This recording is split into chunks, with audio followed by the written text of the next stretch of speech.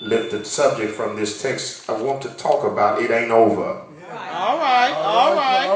Amen. Look at somebody and say it ain't over. I just come to help somebody on tonight, amen, that the devil tried to make you believe that the worst was already happening. That's right. And that there would be nothing that would turn around the situation that you have been in. But I come to tell somebody it may be dead, but it's not over. Yeah. And if you're going to help me right there tonight, I want you to hear that in the text we find that Jesus is now on his way traveling, and there was a ruler by the name of Jairus that came to Jesus because he had a daughter that was on her deathbed. Now, I know some of you in here know what it means to be at a critical situation.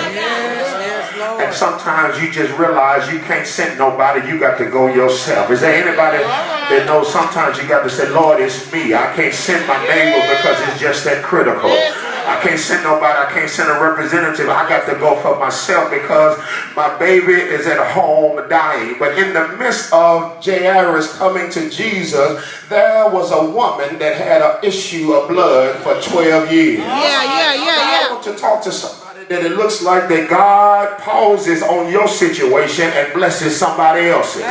Is there anybody in here that you've been needing God to do some things, and then you look at your neighbor and it seems like everything is working for them? I came to tell somebody Jairus is walking, but he's being patient with Jesus, and Jesus stopped to say, somebody has touched me, and I believe that there's somebody in here that came to touch the hem of his garment, and in the midst of touching him, there's something that is transferred from Jesus to you. Is there anybody that has a need on tonight to say, God, I got some stuff that can't nobody fix, God, there's some things that I'm facing that nobody knows how to get me out of it. I tried to talk to everybody that I thought knew the best thing, but what I realized is they didn't know like you know. So here I am, God, bowed down before you, because I know if you can't fix it, nobody can. Is there anybody in here that says, God, I know if it's going to be done, you're going to be the one to do it? Because there have been times that I tried and things still didn't work out. But I came to tell you tonight that if you try Jesus, he is a fixer.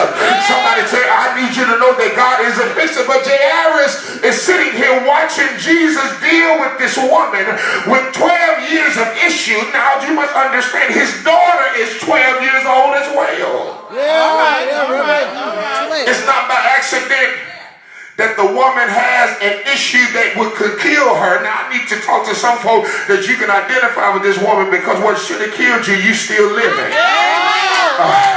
She should have bled to death. She should have already died, but she's still here. Is there anybody in here that says, I'm a survivor? I should have been dead. I should have been locked up. I should have been thrown away, but here I am. I'm still standing. And I have any survivors in here, some folk that you done been through hell, and you can come back and tell how you made it over. I just don't want to talk to folk that been playing church. I want to talk to folk that say, every now and then I didn't feel the way I should have felt, but thank God that he kept me. Look at somebody on the side of you and say, he's a keeper. He's a keeper. He is. I don't know what you know, but I know God kept me when I should have been lost. He kept me when I should have been dead. He kept me when I should have lost my mind. And you don't understand the reason why you're still sitting there is because God kept you. Thank you, Lord. Yes, he is. She should have died, but she pauses Jesus from going to Jairus' house.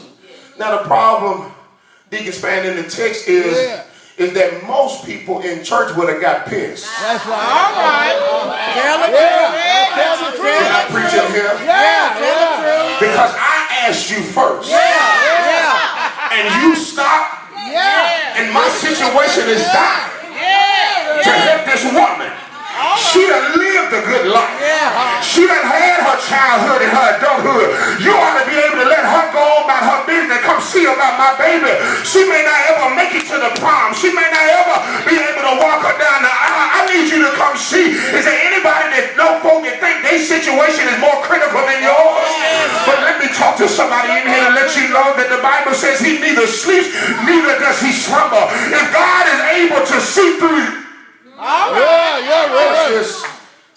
Jairus is patient with God. One thing you got to understand is that they used to say it simply like this, Don. They say he may not come when you want him. Always. Oh, I know I'm not talking to none of y'all. Let me see. But he's always. Anybody ever just put your head, your back against the wall and you say, God, it don't look like he's showing up.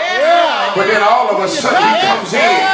And then he does a thing like nobody else can do. So I thank God that while this woman is being delivered, while this woman is being healed, the Bible says that a messenger from Jairus' house comes to tell him, don't even worry about troubling the master. Your daughter's already dead. Now, I know the bill collector told you they was going to come pick it up. I know that they told you they was going to foreclose on the 15th. But I need somebody in here to know that you got to be able not to believe everything the messengers say. The first point I want to raise out of the text is don't stop at the messenger's report. You got to learn how to look past what people are saying. Is there anybody in here says, I've decided I'm not going to listen to what everybody else says because I know what the word of the Lord says. And here it is that Jairus heard the report, but he kept walking with Jesus. Now, you got to understand that Jairus never opens his mouth in the text. All right. All right. Right. Jesus begins to address the messenger. I give you this for free. You got to understand, you ain't got to argue all the time. I know that's right. You ain't got to prove your point. You ain't got to go off on folk even though they deserve it. Because see, the thing is, he said, stand still and I'll fight your battle.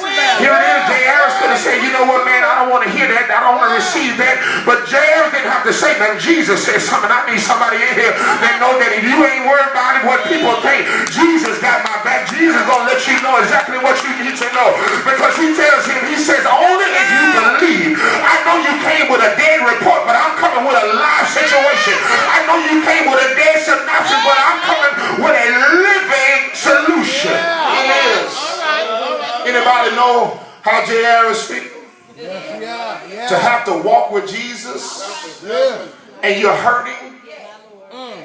Anybody knows what it feels that you show up on Sunday because you know you need to be here, but you ain't at your best. Let me talk to somebody. I know I have to talk to just 2 or 3 of y'all that say, you know what, I've been there where I've had to be in place, but I wasn't in place. Is there anybody besides me that you've been in the situation, but you was out of mind, out of sight, out of body?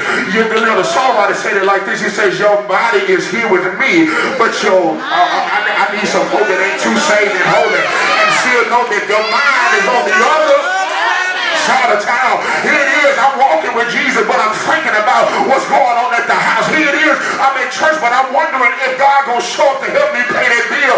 Here it is, I'm in church, but my mind is consumed with the things that the messenger told me was going to happen. Is there anybody in here that got a report from the messenger, but it didn't line up with what God promised? I came to tell you that it doesn't matter what the messenger said. They only giving you the message that makes sense to them.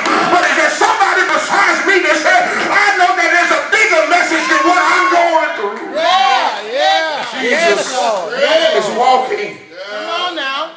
Don't stop at the messenger's report. If you got to know it ain't over just because folk have pronounced your situation dead. You got to still believe. It ain't over until God says it's over. Look at your neighbor and say, it ain't over until God says it's over. It ain't over until God says it's over. Yes. That's right. This is the thing. He was in the synagogue. Yes, sir. Jairus was a ruler and an official in the church. Yeah. The problem that I have, Elder Smith, is the fact that he didn't find Jesus in the synagogue. Yeah. All right. Come on. All right. He found Jesus outside the church. It's an indictment that people come in the church and they see more hell in here.